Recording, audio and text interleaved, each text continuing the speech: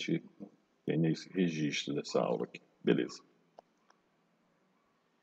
Então, bom dia a todos. Com muita felicidade que eu falo com vocês, que eu estou aqui falando com vocês. Depois de passar um mês hospitalizado aí, Covid, 10 dias na UTI, lutando lá. E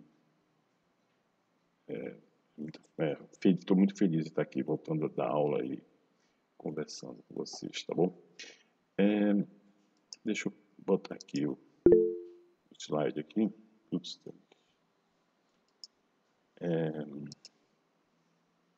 Jogar para cá isso aqui.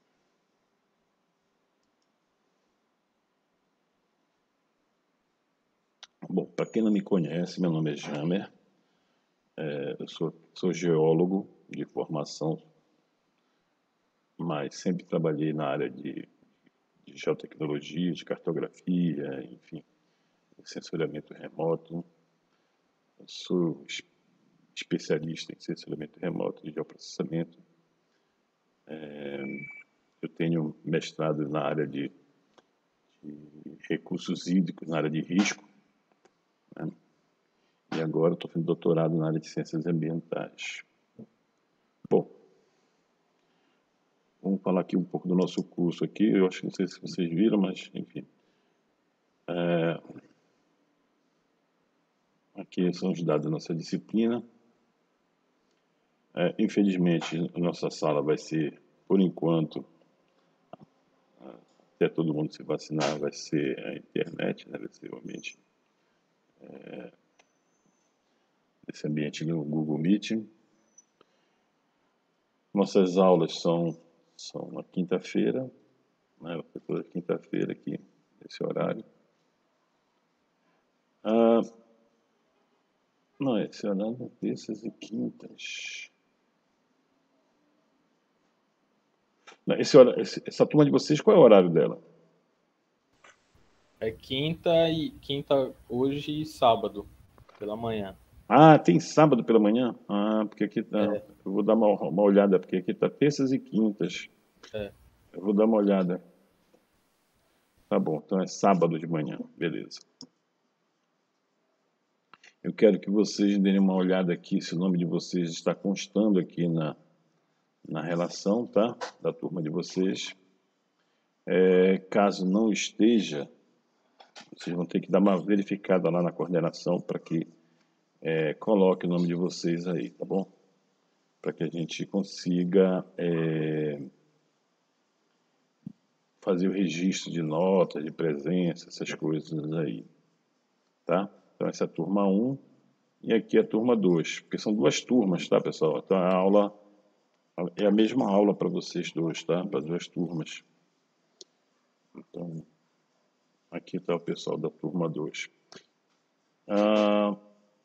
Tem uma aluna, cadê a aluna que pediu para ir para a tarde?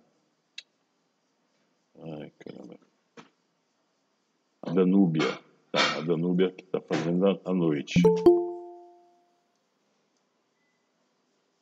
Então a Danúbia passou para a noite. Beleza. Então só verifique o nome de vocês, tá? Por favor, se está tudo certinho. Bom, deixa eu... Eu acho que eu gravei essa parte na aula lá, mas eu vou falar rapidamente aqui. Então, o objetivo nosso aqui, pessoal, é passar cartografia, tentar passar para vocês os conhecimentos cartográficos necessários que vocês vão utilizar durante a vida de vocês profissional. Tem coisas que dificilmente vocês não vão usar isso na vida profissional de vocês. Eu digo para as pessoas assim, ó, isso aqui, tem gente que não gosta de, quando chega lá, quando se forma, aí vai trabalhar lá e diz, pô, professor, o que eu estou mais usando agora é geoprocessamento, que eu estou usando mais com sensoramento remoto, aquela sua ferramenta que o senhor deu lá, eu estou usando direto, para me ajudar, aquilo está sendo uma mão na roda e tal, e durante essa disciplina nem gostava muito e tal. Então, eu trabalho Na verdade, eu sou geólogo, como eu falei para vocês, mas desde o meu primeiro ano de geologia, eu fui trabalhar no Amazon, né, como estagiário, na área de estagiário de geologia, trabalhando na área de geoprocessamento, que na universidade nem tinha isso na universidade. Na universidade não tinha nada de geoprocessamento, era zero. Sensoramento remoto, então, isso aí isso era muito distante da realidade da universidade. E eu fui chamado pelo Christopher Hu, que era um pesquisador americano, e o Christopher Hu, trabalhei um pouco com ele e depois fui trabalhar com o David McGrath, que é o Toby, no projeto Várzea, que aí a gente estava trabalhando com sensoramento remoto e naquela época, eu estou falando de 88, 89, 89, o Toby chegou com uma fita DAT. Uma fita DAT é igual uma fita de videocassete com a base metálica. Igualzinho uma fita cassete. Chegou com essa fita DAT e chegou com uma caixa de um programa chamado Idrizi e disse para mim, olha, aqui tem um programa de sensoramento remoto para mexer com as imagens e aqui tem a imagem nessa fita DAT aqui. Você tem que, a gente vai trabalhar numa ilha perto de Santarém e tal. Eu quero que você carregue essa imagem aí no computador. E era um computador grande, com tela colorida. Não existia tela colorida na universidade. E era tudo com fósforo verde. E aí imagina, eu calouro, o cara me dá um pacote de software em inglês, de Idris, que ninguém ouviu falar, nunca ninguém tinha escutado falar desse Idris, e me dá uma fita DAT, que eu não sei nem como fazer para abrir aquele negócio, eu não sei nem como ler aquele negócio. E o único lugar que conseguia ler era na Sudã. O único lugar na Amazônia era na Sudã.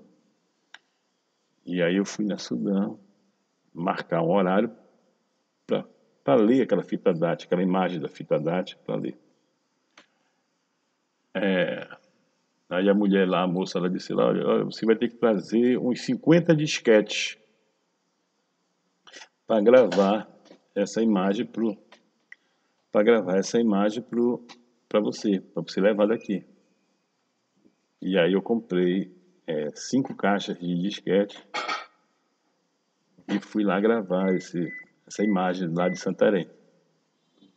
Para minha surpresa, isso levou um dia inteiro, tá, pessoal? Para gravar a imagem, carregar a imagem da fita e salvar a fita no disquete, isso levou exatamente o dia inteiro. Fui sair quase 18 horas de lá da Sudã. Até perdi aula nesse dia. E aí, no outro dia, quando eu chego no Amazon para recuperar a imagem, todo mundo ansioso para ver a imagem. O Amazon, naquela época, não mexia com imagem de satélite. Né? Hoje o Amazon é uma potência, né, em sensoramento remoto, geotecnologias e tal. Então, naquele tempo, o Amazon não mexia com sensoramento remoto, estava começando a mexer, essas foram as primeiras iniciativas, né?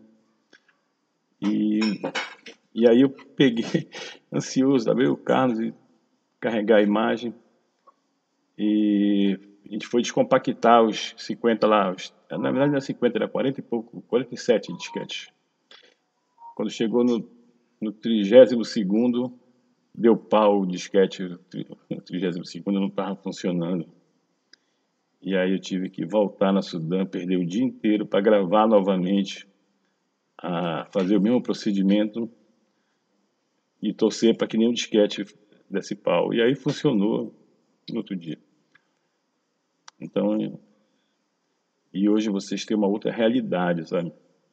Hoje vocês têm uma realidade que nossa, ninguém pode reclamar de tempo hoje, de internet. Eu vejo alguém reclamar de internet, fica, rapaz, não reclama da internet. Não reclama. Não reclama, porque ela pode falhar agora, momentaneamente, mas já já volta. Já já volta. Tu não tem ideia do quanto tempo eu perdi da minha vida se eu tivesse o que vocês possuem hoje. Quantos dias eu deixei de dormir se eu tivesse o que eu tenho hoje. Então, hoje em dia vocês têm a facilidade. Hoje vocês têm tem tudo, tem processamento da nuvem, como o colega colocou agora. Vocês têm o Google Engine. Se der, a gente mostra no Google Engine alguma coisa para vocês. Tem todo o universo, tem toda uma facilidade de ferramentas que vocês podem estar usando no dia a dia, que é uma outra realidade. Então vocês devem dar graças a Deus de estar vivendo isso hoje. Porque na minha época, que eu era estudante, e eu não gosto nem de lembrar dessas coisas, que realmente é um absurdo o cara fazer isso que fez com a gente. O professor mandava de fazer os mapas, e os mapas eram na mão, né?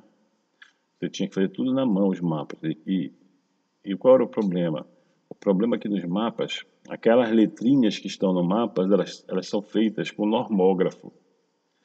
O normógrafo, ele utiliza uma régua com a forma das letras, e cada letra daquela tem que ir desenhando, uma a uma. E a porcaria daqueles canetinha, do nada mesmo. Quando você levantava, ela pingava, saía um pingo assim, do nada caía um pingo assim no teu mapa. E o professor, na época, ele não aceitava nenhum mapa que tivesse um pingo ou que fosse rasurado o mapa. E aí tinha que fazer tudo de novo, meu irmão, tudo de novo. Quando estava normografando, escrevendo, era um cuidado, rapaz, que tu não tem ideia. E eu tinha um amigo que era especialista em fazer isso. E fazia equipe sempre com ele. Então eu fazia o mapa e ele fazia as letrinhas. Que eu não tinha paciência para fazer as letrinhas. E aquela letrinha lá, a gente demorava quase uma semana para fazer o mapa, só por causa daquelas porcarias daquelas letrinhas, né? Então, hoje vocês têm tudo na mão aí, software de graça. Antigamente a gente tinha que copiar software pirata, trabalhar com software pirata, e hoje vocês não precisam disso.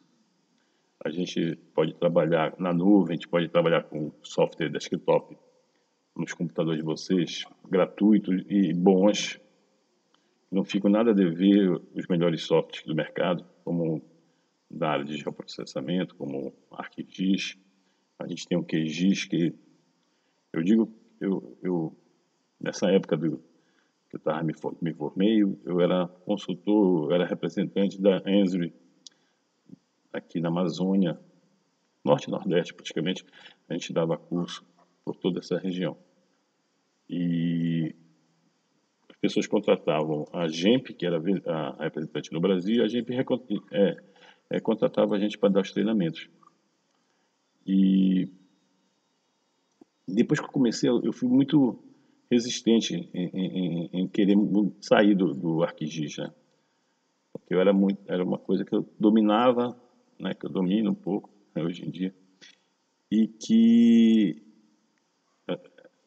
poxa, quando você está na sua zona de conforto para mudar, e quando você olhava para os softwares lá antigos, os softwares de geoprocessamento que eram gratuitos, livres, né, como o Spring, que era do INPE, eu desanimava, porque era muito complicado. Você começar a trabalhar com Spring, você tinha que definir todo o ambiente, até começar a trabalhar.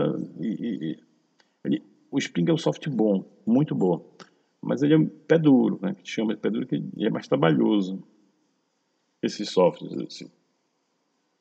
Então, era muito relutante em começar a trabalhar com esse software. E até surgiu o GBSig, que era muito parecido com o Arquivio antigo, e veio o QGIS. Então, eu digo para vocês que, se vocês estiverem usando o QGIS, vocês estão usando o que tem de melhor no mercado. Praticamente, vocês não vão estar precisando de nada a mais do que o QGIS para trabalhar, para fazer seus mapas, seus produtos, e vai te atender perfeitamente a tua vida profissional e sem a necessidade de você comprar um software. Eu tenho duas licenças do ArcView e não uso nenhuma delas hoje. Eu uso só o QGIS. Então, a ideia é que vocês, na vida profissional de vocês vão precisar muito nos estudos ambientais, né, nos trabalhos ambientais, sempre a necessidade de geração de mapas, de entender o ambiente em que vocês vão estar trabalhando, quais os problemas ambientais, quais as necessidades que vocês vão precisar com relação aos problemas ambientais que poderão ser causados naquela área com a instalação daquele empreendimento. Então, é muito a vida de vocês profissional de vocês vão, quem for trabalhar com isso, realmente vai precisar trabalhar com isso na área de geoprocessamento, vai ter que ter essa parte. Assim como vai precisar de outras disciplinas, né? Mas essa também, a cartografia e o geoprocessamento fazem parte das coisas que realmente você vai precisar na vida profissional. Então, entender os mapas, entender a questão de orientação. Ontem na aula do doutorado, estava falando que eu fui com uma turma de engenharia civil e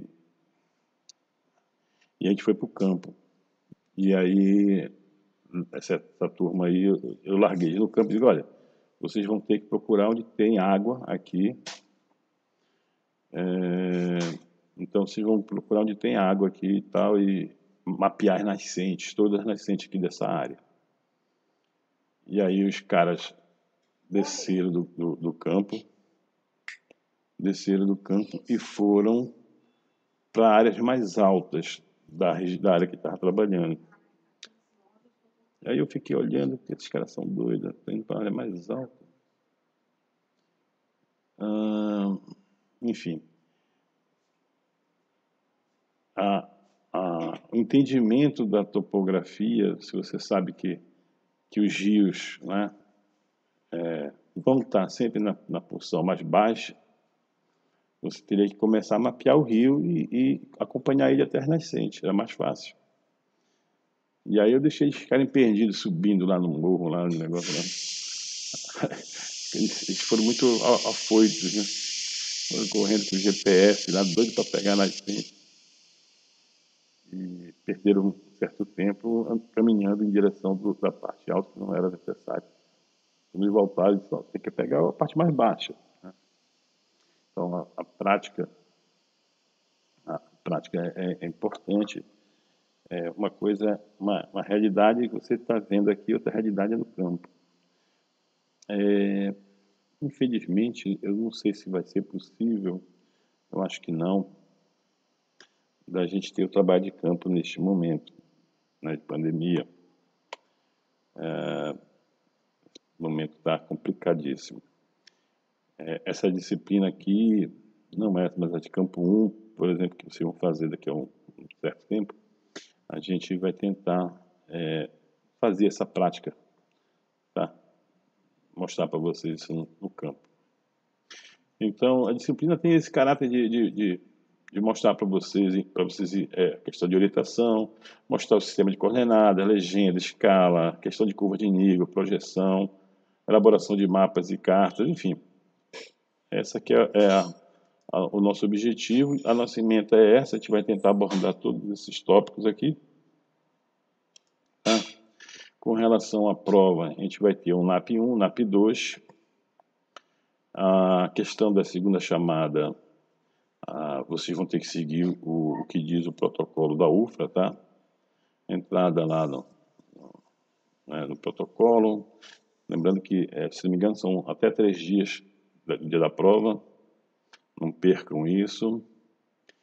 E essa segunda chamada, pessoal, a gente só vai fazer em casos realmente de extrema necessidade, tá?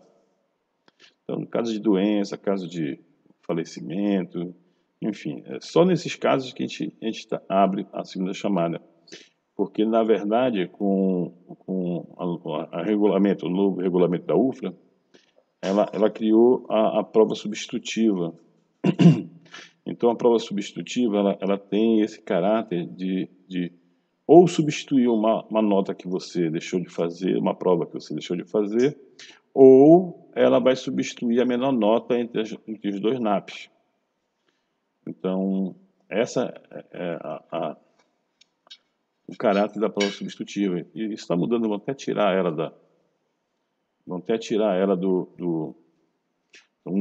vai haver uma nova modificação, disso,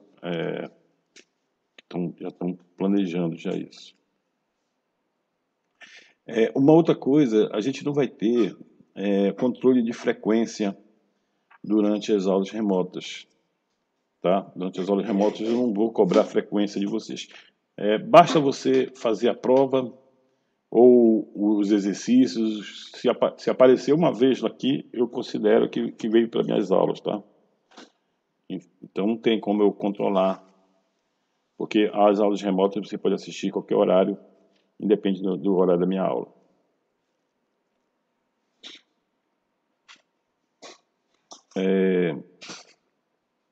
Então isso aqui está fora, tá? Outra coisa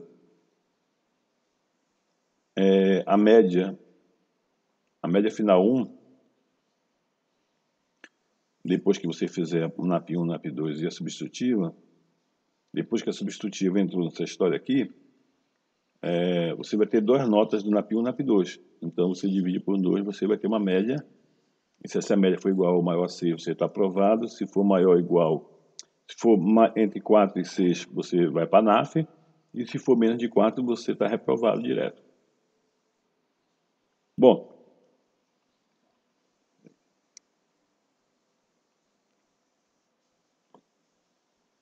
quem for para a NAF, né, faz a prova do NAF e a média entre a prova do NAF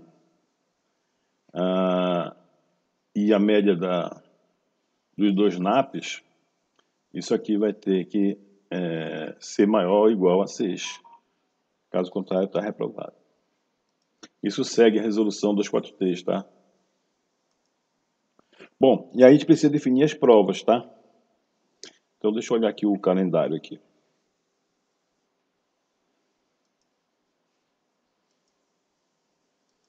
Então a gente tem que fazer uma prova em julho. Deixa eu botar aqui julho para ver uma data boa para fazer a prova. Pode ser no sábado, né? Melhor, né? Acaba com a sexta-feira de vocês.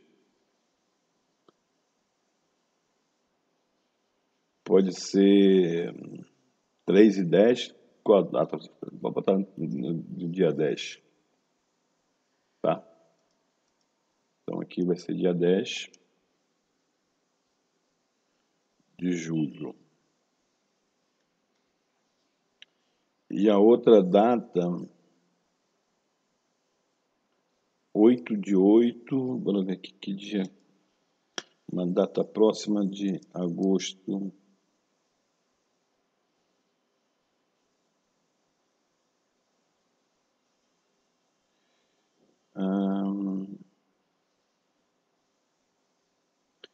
NAP 2 pode ser no dia 14.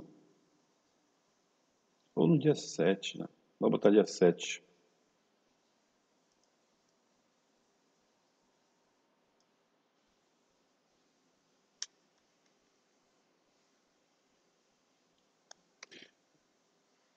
Só lembrando, vocês não tem nenhuma prova nessas datas, não, né? Eu estou marcando agora que é para evitar vocês estarem com provas coincidentes. E a substitutiva,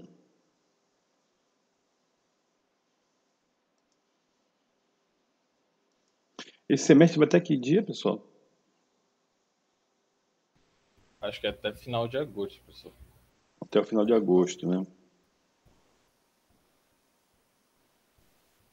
Vou botar dia 27. Eu vou botar 24 aqui.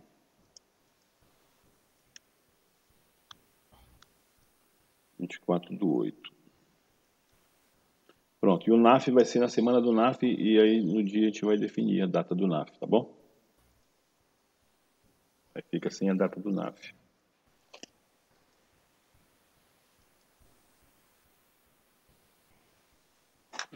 Professor? Oi?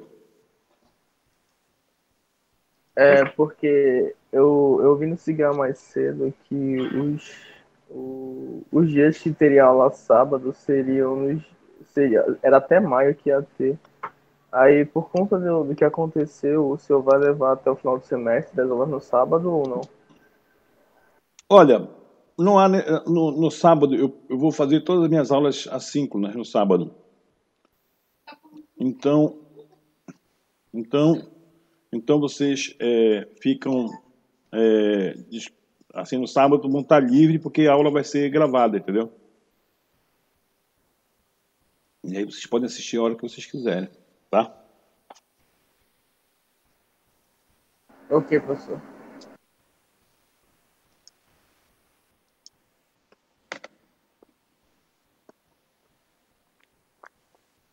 E aí tem um negócio que é o seguinte: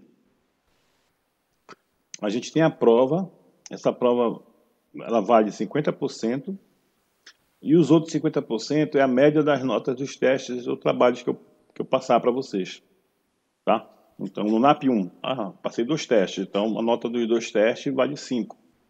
Então, acho a média e vou ter uma nota que vale 5, e aí vocês vão fazer a prova, essa prova também vale 5, tá? Totalizando 10. Então, o que acontece, pessoal, é que a prova, a aula, apesar de não cobrar presença, mas os testes vocês vão ter que estar presentes, tá? E aí vocês têm que estar atento a isso, tá bom?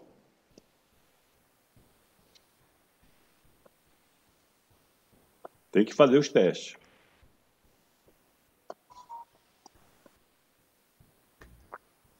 Aqui na questão da prova substitutiva, como não é presencial, então não esquenta com isso aqui. E a prova substitutiva, o assunto é todo o conteúdo programático, tá? Então, a prova substitutiva, ela engloba todo, tá? Todo o assunto. Como eu falei para vocês, a frequência não será cobrada, né? Então, vocês não ficam preocupados com a questão da frequência, só que fiquem atentos com as questões dos testes, tá? Que serão durante as aulas. E aí vocês vão ter que estar fazendo. Com relação ao atendimento, por exemplo, nessas aulas que a gente vai estar ministrando, eu vou tentar sempre terminar um pouco mais cedo, durante as aulas, e aí vocês poderão entrar em contato comigo no final da aula para tirar dúvidas que porventura vocês possam ter. Durante a minha aula, vocês podem me interromper a qualquer momento, tá, pessoal? O Google Meet tem essa ferramenta aqui da mãozinha, né, de levantar a mão. Ela funciona, né, mas eu prefiro que vocês abram o áudio e falem, tá legal? Porque aí é imediato.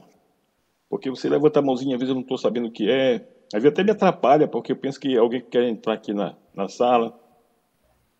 Então, pode falar. Abre o teu áudio e pergunta na mesma hora. Não deixa passar a pergunta, a dúvida. Não fique com dúvida. Pergunte na hora, tente tirar. Eu repito tantas vezes que for necessário, mas não fique com dúvida. A gente tenta ver se fala de outra forma, mostra de outra forma, mas não fique com dúvida, tá bom?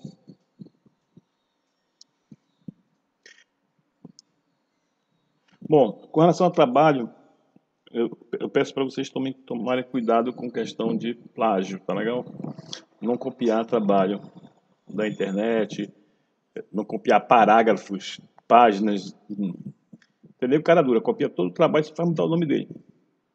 Eu tenho dois programas que eu sempre uso para checar isso, e é muito triste quando eu pego uma pessoa que está plagiando, um aluno universitário plagiando. Vocês não precisam disso, pessoal. Escrevam com outras palavras, mudem, mas não entregue igual, tá? Isso é muito complicado quando a gente pega um aluno plagiando, né? Às vezes eu pego o aluno em TCC fazendo isso. E não é pior, né? Em TCC o aluno plagiar o trabalho dos outros. E é triste. Então, evitem, por favor, porque se eu pegar textos plagiados, a nota será 0, tá? Pode ser são 3 parágrafos, não interessa, 0. Não pode plagiar. Reescreva com suas palavras. Se vai transcrever o trabalho do cara igual, põe aspas, cita conforme a norma, mas não deixe de citar. Eu gosto de dar 2 exemplos aqui, ó. Esse caboclo aqui é um cara que tem um site muito famoso na área de geotecnologia. E aí eu estava dando aula de fotogrametria e tinha um livro de fotogrametria, eu fui baixar o livro dele. Quando eu baixei o livro dele, eu dei de cara com essas... dei de cara com o livro dele que tinha essas figuras. E quando eu li essas figuras, eu já saquei logo que eram umas figuras conhecidas. Quando eu comecei a trabalhar aqui na UFA, eu vim substituir um professor que estava em estágio terminal no hospital, professor Mergulhão. E esse professor Mergulhão escreveu um livro todo à mão. O livro dele é todo à mão, pessoal, tudo à mão. E os desenhos também, ele fazia os desenhos. Tem na biblioteca da UFA esse livro de aerofotogrametria. E a letra do cara é toda de forma. Se olhar lá, tudo bonitinho, tudo escrito à mão, nada datilografado. E esse cara aqui, que ele fez? Ele pegou o livro do professor Mergulhão e digitalizou todo o livro, escaneou as figuras e chamou de livro dele, botou o nome dele no livro. Olha só como é cara de pau, cara. E em nenhum momento ele cita o nome do professor Mergulhão, isso que é o mais triste. E ainda é cara de pau, ainda põe aqui na página dele, ó. A reposição desse livro está autorizada, desde que o usuário faça a citação do autor disponibilizada na ficha catalográfica do livro. O autor é seu professor, respeite, seguindo as normas de citação propostas pela BNT. É aquele tal negócio, faça o que eu falo, mas não faça o que eu faço, né? Aí eu tinha visto isso aqui, aí fui baixar um livro de PDI, de imagem, de processamento remoto lá.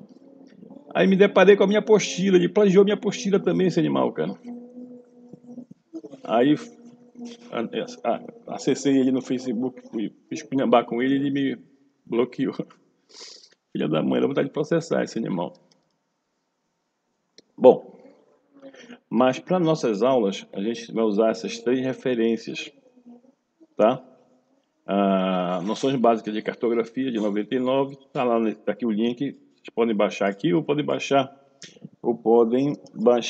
deixa eu mostrar aqui.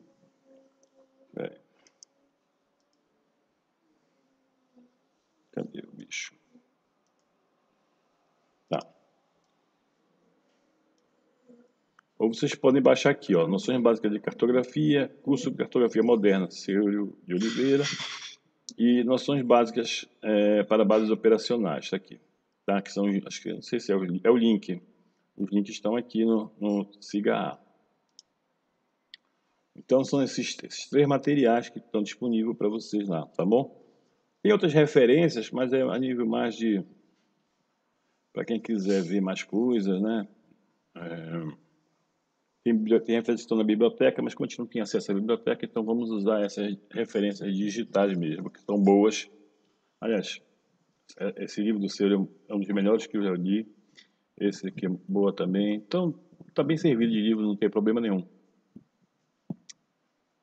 Tá, então isso aqui, essa parte aqui está toda nas aulas lá, então a gente vai lá para frente.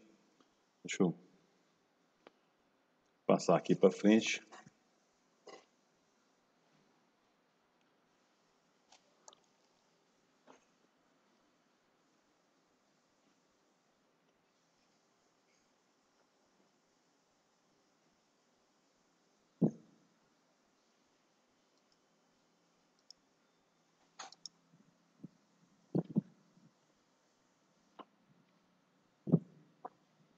Tá.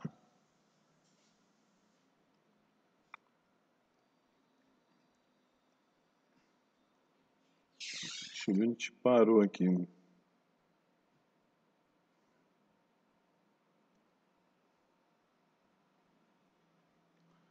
Bom.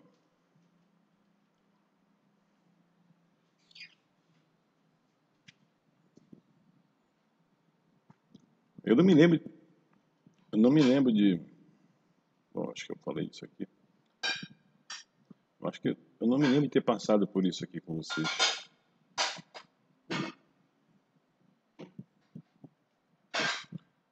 Eu não me lembro mesmo. Acho que eu não passei.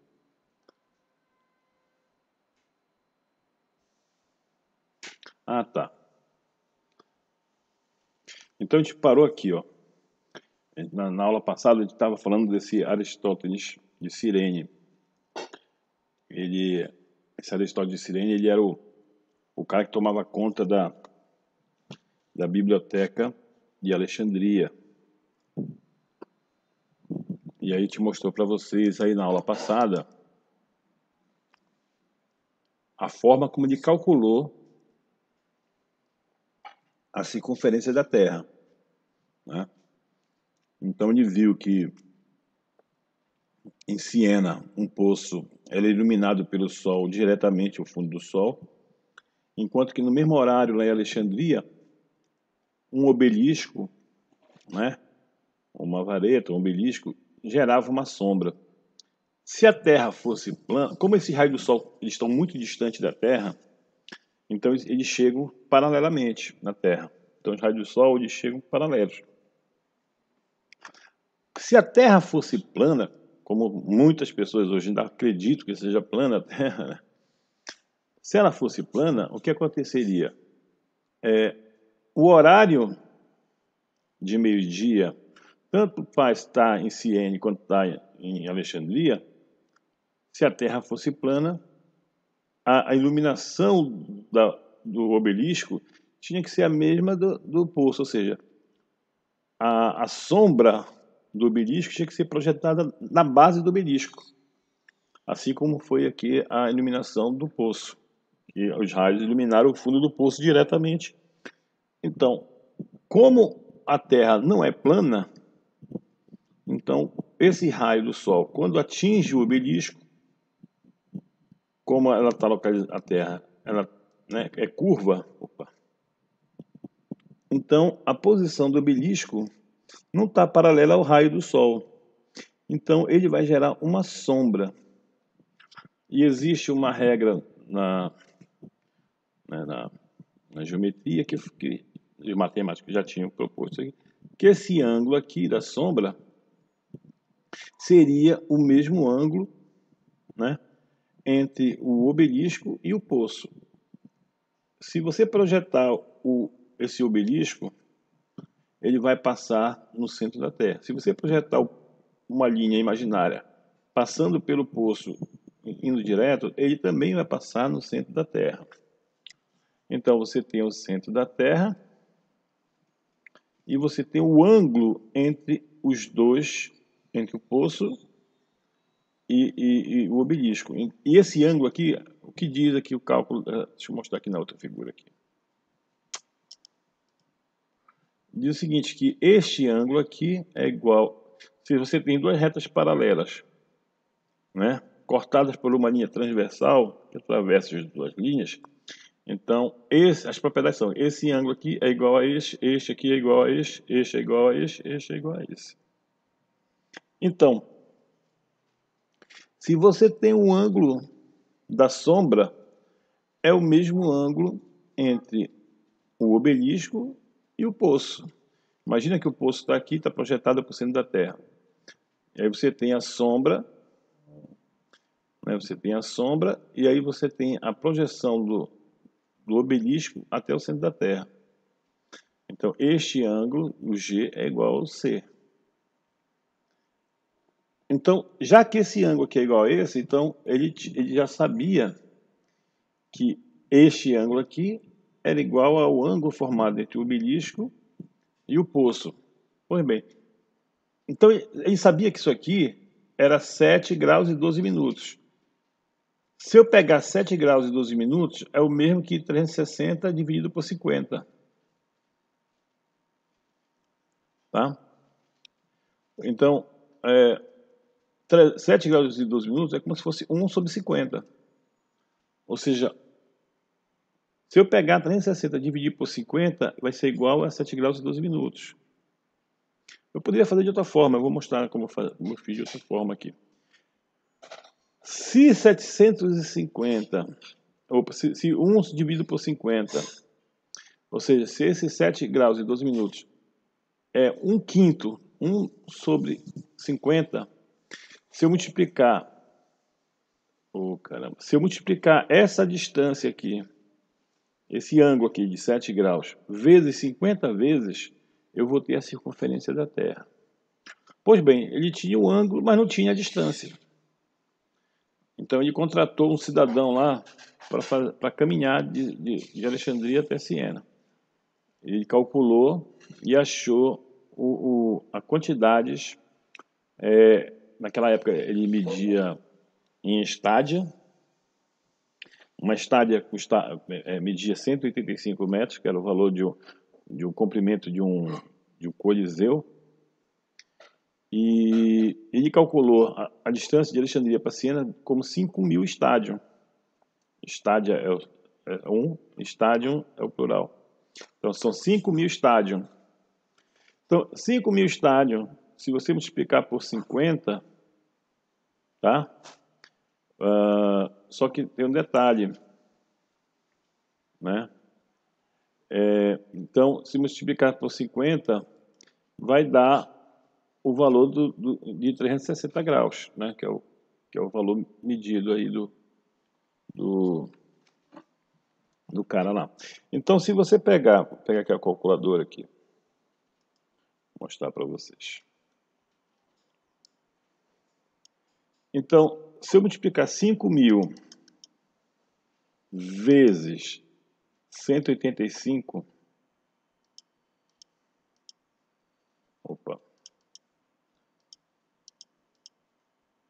eu tenho em metros isso aqui. Ou seja, 5.000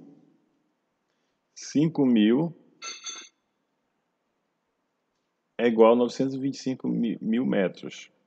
Se eu pegar isso aqui e multiplicar por 50, de novo. Então, 5.000, que eu paguei aqui, vezes 185. Agora, isso aqui é o valor de 7 graus e 12 minutos. Só que eu quero, como isso aqui é 1 sobre 50, então a Terra é 50 vezes esse tamanho aqui. Então eu vou multiplicar por 50. Então aqui dá 46.250.000 metros. Se eu dividir por 1.000, eu vou ter em quilômetros. Então 46.250 quilômetros é a circunferência da Terra. Então esse caboclo aí, ele só precisou usar a cabeça e um pouquinho de conhecimento de geometria para calcular para achar a circunferência da Terra. Quais foram os problemas que teve, né? Primeiro que a questão dos instrumentos, né? Não eram precisos. O instrumento para medir o ângulo o ângulo lá da sombra, não era um movimento muito preciso. Ah, ele também não sabia, não tinha o conhecimento que a Terra não era uma circunferência perfeita, ela é achatada nos polos. Outro problema é o valor da medida do estádio, né? Do cara caminhar lá e calcular esse estádio. Por exemplo, eu fiz um teste com os alunos da UFRA, eu pedi para eles calcularem a distância entre o portão do prédio central até o portão onde sai o ônibus, dali da entrada agora atual. Teve nego que achou um erro de 200 metros, no cálculo, 200 metros. Imagina se o Aristóteles tivesse contratado esse cara para fazer essa medição. Estaria todo errado, né? Mas tem pessoas que acertaram com diferença de 70 metros, 80 metros. Então, é muito boa, mas nós tivemos muitas discrepâncias aí. Aqui um exercício. Se você pegar, por exemplo, de Belém para Brasília. Então, tem aqui a distância de Belém a Brasília em linha reta, 1.556 quilômetros. E aí, o que acontece? No mesmo dia lá de 23 de junho, quando o Sol está mais próximo da Terra, o que acontece? O problema é que ele não pode apertar aqui no mouse que ele vai embora. Você tem o Sol iluminando a pino a torre da RBA. A sombra da torre da RBA está sendo projetada na base da torre, ou seja, a torre e os raios solares estão paralelos. Em compensação, a torre lá digital de Brasília está projetando uma sombra de 13 graus e 59 minutos. Então, tu tens a distância e tu tem o ângulo. Basta você ter esses dois valores para saber a circunferência da Terra. Então, a gente tem essa situação aqui, ó. Enquanto que Belém a sombra está sendo projetada na base da torre da RBA, na torre de Brasília existe uma sombra que é de 13 graus e 59 minutos. Então, este ângulo aqui, que é o ângulo da sombra, é idêntico ao ângulo entre a torre da RBA, projetada no centro da Terra, até a torre de Brasília, torre digital de Brasília. Pois bem, então a solução do problema era assim, ó. A gente sabe que 1 grau são 60 minutos, né? Então, 59 minutos é 0,9833. Então, eu vou converter esse 59 para esse grau decimal aqui. Então, vai ficar 13,9833. Então, se a gente sabe que 1.556 quilômetros são 13,9833 graus, isso aqui é de 13 graus, quase 14 graus, né? Se isso aqui é 14 graus, eu quero saber o valor de 360. Então, é só multiplicar um pelo outro. Aí você tem lá o valor em quilômetros. Olha só, 40.059 quilômetros. A circunferência da Terra no Equador é igual a 40.075. Você está errando aí em torno de 16 quilômetros. Muito pouco, um cálculo simples desse. Né? Muito pouco. Bom, mas vamos falar um pouco aqui continuar um pouco falando da história, né? Já que a gente já sabe aqui a circunferência da Terra. O Hiparco de Niceia, ele era um astrônomo matemático grego que nasceu em Niceia, né?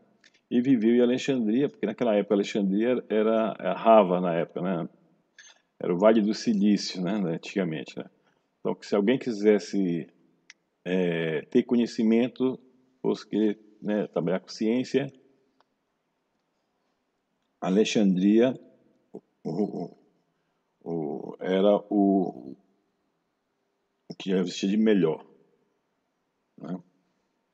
Eu mandei vocês assistirem 2 vídeos o vídeo do Aristóteles e o vídeo de Alexandria. Então, naquele vídeo de Alexandria é muito interessante, porque naquela época, os gregos, eles confiscavam, porque naquelas grandes viagens que existiam, que os caras se aventuravam a caminhar pelo mundo, né? Então eles montavam uma verdadeira comitiva, né?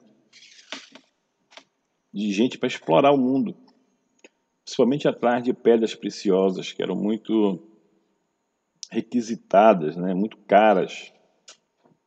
As pedras preciosas sempre tiveram um valor muito alto, porque eram elas que iam compor os anéis, os cordões, as pulseiras, as coroas dos reis, né? Então, e isso sempre mostrava poder, né? Então, os caras saíam atrás, descobriam onde tinha mais novas pedras preciosas. E nisso, os gregos, o que eles faziam? Quando essas comitivas voltavam, e essas comitivas sempre levavam no meio delas pessoas que tinham sempre o caboclo que fazia as anotações de tipo diário de bordo, né? Para falar tudo que aconteceu durante a viagem, tudo. Se vocês pegarem aqueles vídeos antigos, vídeos que mostram, por exemplo, o descobrimento da América, enfim, vocês vão ver que sempre tem uma pessoa que anota tudo, né? Sempre tem uma pessoa que faz as anotações de tudo.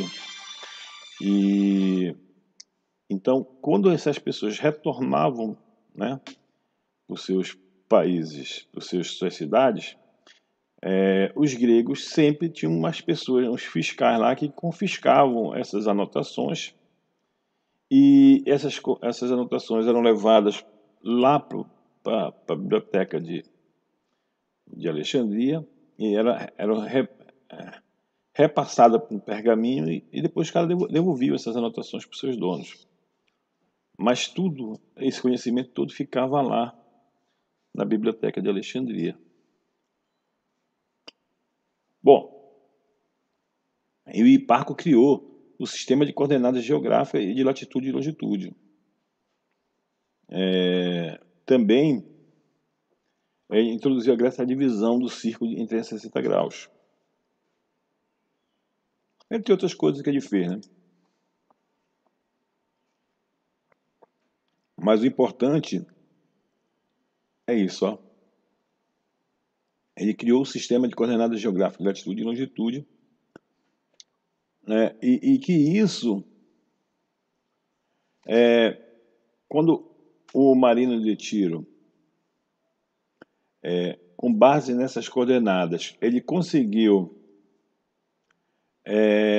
localizar as cidades, né, utilizando a astronomia, ou seja, você olhava para os astros, a posição dos astros, um ângulo entre os dois astros, você conseguia achar as coordenadas da posição de onde você estava na Terra. E isso foi uma revolução na época, né? Porque até então os mapas não tinham precisão, não tinha muita precisão, e agora nesse momento a gente está tendo a possibilidade de obter coordenadas geográficas, astronômicas. Só para vocês terem uma ideia, essas obtenções dessas coordenadas astronômicas, elas eram utilizadas até pouco tempo atrás. Até o advento do GPS, né, as coordenadas obtidas no campo eram feitas a partir de observações astronômicas, que antes não tinha GPS, né? Então era a partir de observações astronômicas que se achava as coordenadas dos locais. E aí o Marino de Tiro, o que ele fez? Ele achou as coordenadas de várias cidades, né, ao longo do Mediterrâneo, ao longo de volta do Mediterrâneo. Então ele fez uma relação de várias cidades com as coordenadas geográficas. Aí veio o Ptolomeu. O Ptolomeu, né, representou o auge, né, da cartografia grega. Ele escreveu um livro, infelizmente, de 8 volumes, sua obra chamada Geografia, né, onde ele abordou vários temas, tipo como construir globos, mapas mundi. Ele também aproveitou lá as coordenadas do Tiro também e implementou muito mais coordenadas. Fez uma extensa relação de nome de lugares com as suas coordenadas.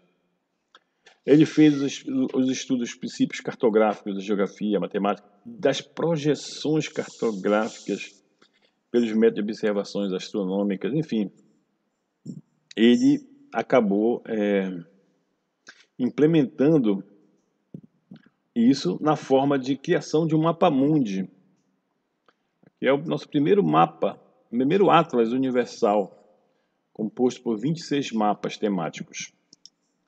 E o Ptolomeu ele só tinha um pequenino problema, que ele achava que a Terra era o centro do universo. E isso perdurou até o final da Idade Média, né? Então, o pensamento medieval todo era baseado no Ptolomeu. Então, tudo era... A característica do Ptolomeu era... ele era inteligente, mas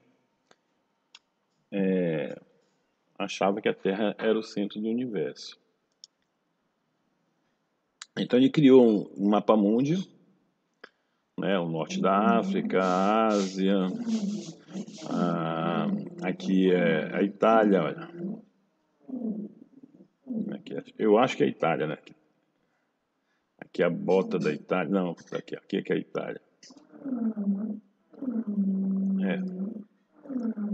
Eu acho... aqui é a Itália. Aqui que é a Itália. Aqui é o Mediterrâneo, aqui é Portugal. Aqui que é a bota da Itália. Aqui que é parecido com a bota da Itália, mas não é. Enfim. Ele pegou... Vê que tem até escrito Etiópia aqui, ó. Então, mapeou várias cidades com várias coordenadas, tá? Botou aqui, representando as direções do vento, várias pessoas assoprando, né? E em volta era sempre um oceano, né? Os terraplanistas aí, de plantão aí. Aí vem o Abu Abdallah Muhammad al-Idrisi. Esse caboclo aí, al-Idrisi, ele fez umas grandes viagens pelo Oriente, fez grandes viagens para a África, enfim, ele andou muito na Ásia e na África. O Abu Abdallah Muhammad al-Idrisi, ele escreveu um livro chamado Livro sobre a Agradável Excursão para quem deseja percorrer o mundo. Esse livro do al-Idrisi foi o livro que os grandes navegadores, portugueses, espanhóis, italianos, enfim, todos os grandes navegadores, se basearam para se aventurar aos oceanos, às grandes navegações. O Idrisi, entre outras coisas, por exemplo, ele sabia que na costa oeste da África existia uma correnteza bordeando a costa da África. Então ele dizia que se os caras quisessem navegar para sul, bordeando a África, eles teriam que navegar um pouco mais adentro do oceano para evitar pegar as correntezas que bordeavam a África no sentido sul para norte. Então era uma correnteza que dificultava a navegação para quem quisesse chegar no sul da África. Então tinha que se afastar um pouco mais a oeste, pelo meio do Oceano Atlântico, para poder descer. Isso talvez seja uma das razões que... Mas isso é papo furado. Que o Piraus Cabral tinha vindo para cá porque ele sabia que tinha que navegar um pouco mais para oeste. Na verdade, já sabiam que existia gente aqui, os espanhóis já estavam aqui já há muito tempo, então eles só fizeram trazer para cá, para para o sul da América do Sul, na América do Sul, fincar os marcos da coroa portuguesa no território brasileiro. Então, essa era a ideia, era botar os marcos que diziam que essa área aqui era da coroa portuguesa. Porque naquela época já existiam espanhóis, holandeses, franceses aqui no Rio Amazonas, né? Então já tinha muito negro aqui rodeando. Então, outra coisa que é importante que Eurípides escreveu no seu livro, ele dizia o seguinte, que existe, na verdade, uma corrente entre a África e Calicut, na Índia, que essa corrente, ela é sempre, assim, no primeiro semestre, ela ocorre do sul para Calicut, na Índia, né? Da África do Sul para Calicut, na Índia. Então ele dizia o seguinte, se você quiser ir para a Índia, bordeando a África, você tem que ir no primeiro semestre. Então por isso que as grandes navegações, elas saíram sempre no primeiro semestre.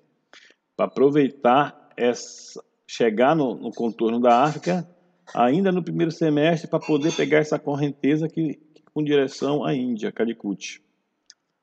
E ele dizia também que essa correnteza, ela mudava no segundo semestre, que as direções eram de norte para sul, em direção de Calicut para a África do Sul. Então, isso aí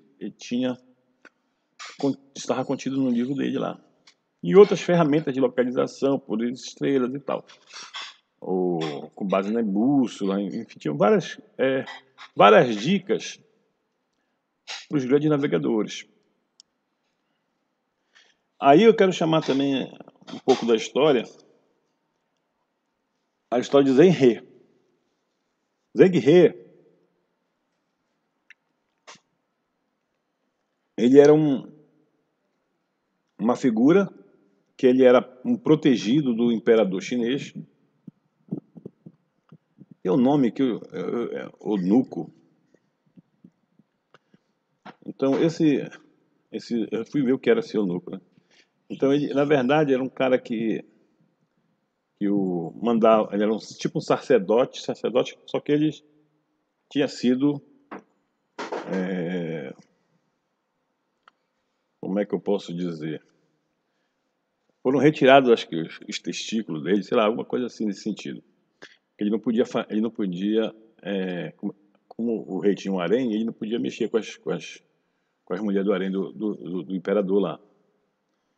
Então ele era um cara, além de ser um tipo um sacerdote, ele não podia mexer com as mulheres do rei lá.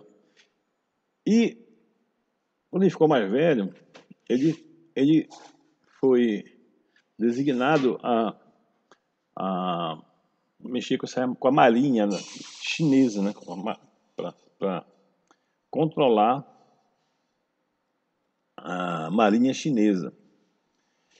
Então, essa marinha chinesa, ela era formada pela maior frota de barcos que existia na época do mundo. Eu tinha uma comparação que na Europa tinham 50 navios e eles tinham 250 navios. Então era essa proporção aí. Toda a Europa só tinha 50 navios e eles tinham 250. Então era muita coisa. Mas a China, ela não tinha o intuito bem naquela época, se ela quisesse naquela época tivesse sido, né, seria até mais fácil para eles hoje.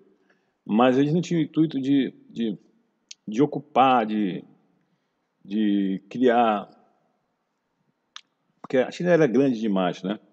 Então ela é grande demais, então não tinha interesse em ter novas áreas, regiões e tal, não tinha esse interesse. Ela tinha interesse em fazer comércio, vender seus produtos, trocar seus produtos por outros produtos.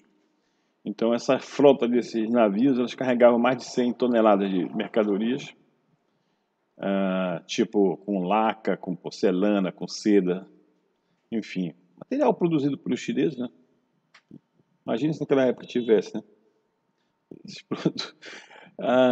E ele saiu comercializando esses produtos por troca de pedras preciosas, marfins, especiarias, madeiras tropicais, outros valores, itens valorizados pelos chineses, né? Somente temperos, essas coisas, né? Enfim.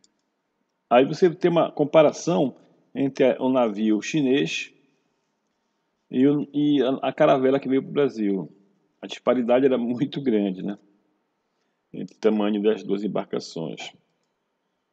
Mas você vê que a navegação dele se concentrava aqui na costa oeste, na costa aqui da Ásia, aqui, né? Mas era com intuito de comércio. Mas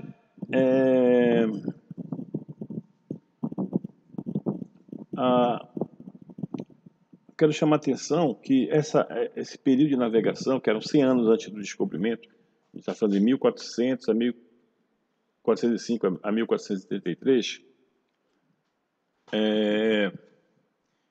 eles não só ficaram aí. Tá? Mapas chineses descobertos recentemente mostram que eles conheciam a América.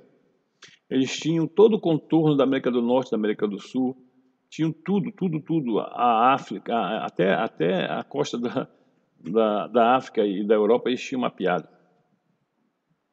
Então, os chineses possivelmente já conheciam, já tinham conhecido todo o mundo, né? Isso é uma coisa interessante. Enfim, se você notar aqui é o mapa chinês, e consta aqui, ó, que foi descoberto lá em 1602, mas ele é bem mais antigo e tinha, ó, a África, tinha América do Norte, América do Sul, Europa, enfim. Eles andaram por tudo, né? Bom, aí a Idade Média, que vai do século V ao século XVII, aí ela finaliza, né, com a queda do Império Romano. Esse foi um período que inicia-se com a queda do Império Romano e foi um período da história onde marcado por grande retrocesso na ciência, porque a questão da Igreja Católica, né, ela se baseou lá no Ptolomeu, né, nos aspectos bíblicos, e quem era contra isso ia para a Inquisição, né, veio Galileu lá, aquela época lá toda e tal. Então a Idade Média foi um período obscuro para a ciência, porque a Igreja controlava tudo, né? Tudo era seguido pela Igreja e tinha lá as cruzadas, e tinha lá o pessoal dali da Inquisição, que causava um verdadeiro terror, né? Então vocês viram que quando a Igreja Católica, nesse processo aí onde com a queda do Império Romano, a Igreja Católica, o que ela faz? Ela destrói todos aqueles monumentos que reverenciavam os reis, né? As divindades gregas, né? Então, da mitologia, né? Então, aquelas estátuas, tudo que a igreja pôde destruir, ela destruiu. Inclusive, ela destruiu todo a biblioteca lá de Alexandria. Ela botou fogo, destruiu. Poucos pergaminhos, poucos materiais foram salvos, né? Mas isso que a Igreja Católica fez, a Al-Qaeda fez recentemente no Iraque, né? Destruindo lá os monumentos e tal. A mesma coisa, a história se repete, né? Só mudou a figura. Em vez da Igreja Católica, agora foi o Al-Qaeda, né? Que o pessoal destruiu lá. Enfim. Então, todo o conhecimento que tinha lá era subordinado tinha que estar relacionado às interpretações bíblicas, tinha que estar relacionado a todo pensamento tinha que estar relacionado a, a, o que estava na Bíblia, né?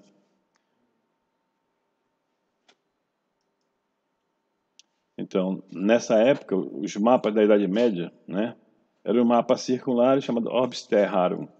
Então, tu tinha o mar oceano, e você tinha a Ásia, tinha a Europa, tinha a África. Então, eles estão sempre na forma de T, ó. Tem esse Tzinho aqui, tá vendo? Tem sempre um Tzinho aqui. E aí vem os mapas portulanos, tá? Esses mapas portulanos, essas cartas aí, mostravam as cidades e as direções dos azimutes que as pessoas tinham que tomar para ir de uma cidade para outra, certo? Então, aqui é o mapa portulano feito no couro do animal, né? E aí tem desenhado lá, aqui é Portugal, aqui é a África, aqui é a bota lá da Itália, né? Então tem as cidades, tem as localidades e suas direções. Aqui outro exemplo da carta portulana, tá? Já mostrando aqui um pouco da América, né? Enfim, da Europa, um pouco da Ásia, Calicut, aqui, ó. O objetivo é chegar em Calicut, né? Então aqui, ó, Gênova e Veneza era o centro do comércio naquela época, né? Então por isso que aqui, ó, tudo saía daqui, ó, né? Até chegar aos outros centros. Portugal, Espanha, enfim, tem tudo aqui, as montanhas e tal, tudo representado aqui. Outro exemplo aqui, ó, Península Ibérica, a Mediterrânea, norte da África. Todas as representações das grandes cidades, né, tem essas saídazinhas aqui.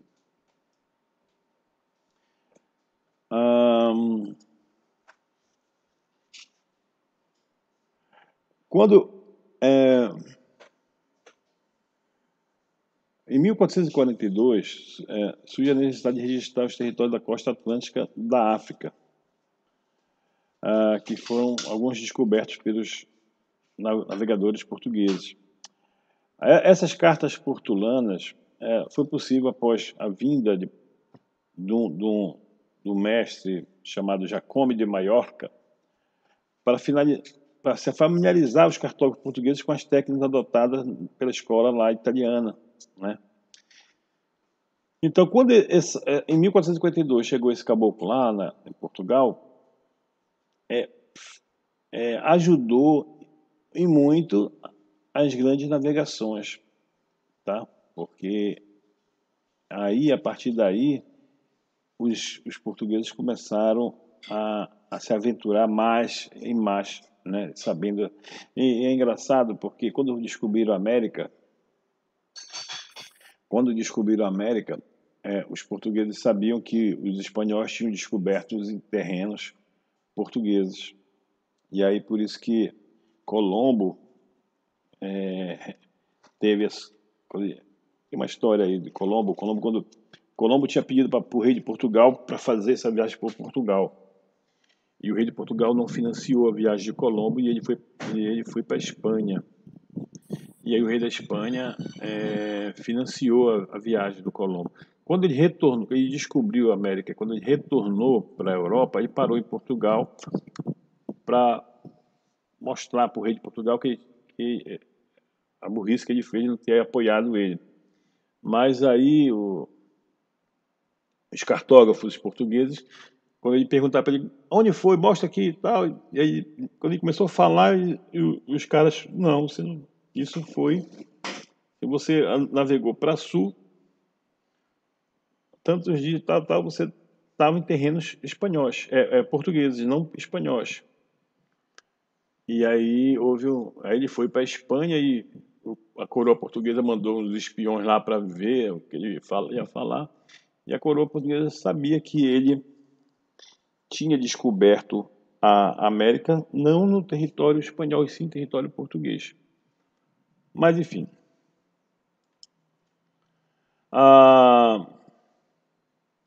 Essa revolução da cartografia, né, que teve teve um verdadeiro estouro com as grandes navegações, já no século XV, né?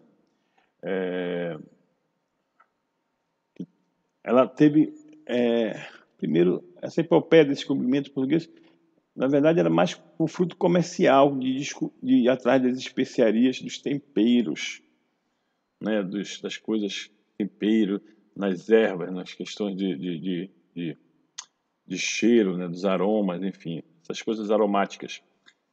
Naquela época, tinha um grande valor comercial. Você tingia uma roupa com uma cor diferente, vermelho, com o pau-brasil, por exemplo, isso aí era uma coisa muito diferente. Todo mundo só vestia aquele algodão seco, né? Da cor do algodão, sem cru. E então você colorir, né? Ficar mais fashion, né? Era uma coisa cara. E esse material que colore era difícil de achar. Então, a grande navegação tinha o intuito de trazer esses materiais, ouro, as pedras preciosas, esses temperos, essas coisas aromáticas, né? Então foi por isso que os portugueses se aventuraram a ir para a Índia, porque o que acontece? O caminho para chegar na Índia via terrestre estava complicado, porque nesse meio do caminho aí, muitos ladrões, muitos povos estavam sendo, essas pessoas, esses grupos que iam fazer comércio para lá, eles estavam sendo atacados e estavam sendo roubados, então estava muito complicado e era muito oneroso, caro, demorado, enfim, tudo complicado. Então, os portugueses, os espanhóis, queriam achar um meio de chegar na Índia sem ter que ser pelo meio terrestre, já que estava muito complicado. Então, porque o comércio, ele tinha que necessariamente passar por Gênova ou Veneza. Então, ali estava concentrada ali as vendas ali. Então, se você pudesse fazer o comércio sem passar por ali e ir direto na Índia, era muito mais barato as compras, trocas de materiais do que fazer comércio ali na Itália. Então foi aí isso que impulsionou, né, essas grandes navegações. E aí teve a história do Vasco da Gama. Então o Vasco da Gama, ele saiu de Portugal no ano de 1498. Quando o Vasco da Gama deu a volta, né, no continente africano, ele na verdade, quando ele deu a volta ali no sul da África, ele começou a fazer comércio ali em Moçambique, ali naquela região ali, e descobriram uma mina de ouro. E para comprar essa mina de ouro, ele teve que se dispor de muitos dos materiais de bens que eles estavam levando, né? E aí o que aconteceu? Ele gastou muito dinheiro ali em Moçambique.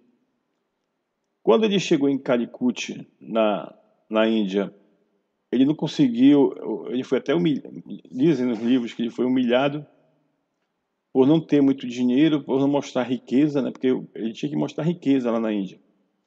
E os caras começaram a rir que não tinha que trocar, né? Já que ele fez o negócio lá em Moçambique. E aí ele voltou para... Mas ele tinha chegou a comprar algumas coisas, mas um grande lance do Vasco da Gama foi dar o contorno da África e chegar em Calicut. Esse foi o grande efeito dele, né? Mas comercialmente, com Calicut não foi uma coisa muito bacana, porque ele não tinha dinheiro, não chegou com dinheiro. Então ele retornou a Portugal e falou: olha, a gente tem que levar dinheiro para mostrar, conseguimos chegar lá, já temos como chegar lá em Calicut, mas a gente tem que levar dinheiro. Então a navegação, a frota do Pedro Álvares Cabral, ela saiu com bastante riqueza para fazer esse comércio lá na Índia. Então a frota do Pedro Álvares Cabral, ela tinha esse intuito de fazer esse comércio lá e mostrar que Portugal tinha dinheiro, né, para fazer esse comércio lá. Então aqui são as grandes navegações, né? A gente tem em vermelho o Bartolomeu Dias chegou lá nos Cabos da Tormenta, lá embaixo, né? E retornou. E aí já sabia o Bartolomeu que navegar pela costa da África era muito mais complicado. Então falou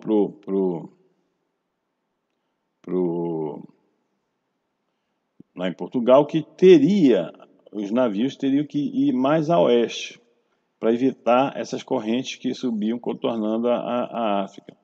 E aí o Vasco da Gama fez isso, ó, foi lá no meio do oceano, quase perto do Brasil, ó, e depois voltou e chegou lá, parou aqui para fazer comércio aqui na África, né, no lugar de Pedras Preciosas de Ouro, e depois chegou em Calicut. Depois descobriram, passando aqui descobriram que poderia haver, os caras fizeram esse trajeto aqui, um barco saiu daqui desse ponto e chegou em Calicut muito mais rápido. Foi feito pelo Pedro de Covilha. Enfim. Bom, mas a gente vai terminar aqui com o histórico da cartografia aqui no Brasil e no mundo, né? Então, Gutenberg, quando inventou a imprensa, facilitou a distribuição dos mapas. Foi fundada a escola de Sagres pelo cartógrafo Gerhard Mercator, que foi o primeiro atlas, né? E reformulou todas as teorias e criou a projeção de Mercator. A cartográfica com meridianos retos, a projeção com meridianos retos e equidistantes dos polos, que ela é usada até hoje, tá? Ela foi produzida em 1512 e 1594. Já no Brasil, o primeiro mapa do Brasil foi a da cidade do Rio de Janeiro, em 1812, né? Bom, a gente vai parar aqui, pessoal, e a gente continua na próxima aula, tá bom? Um bom almoço para vocês.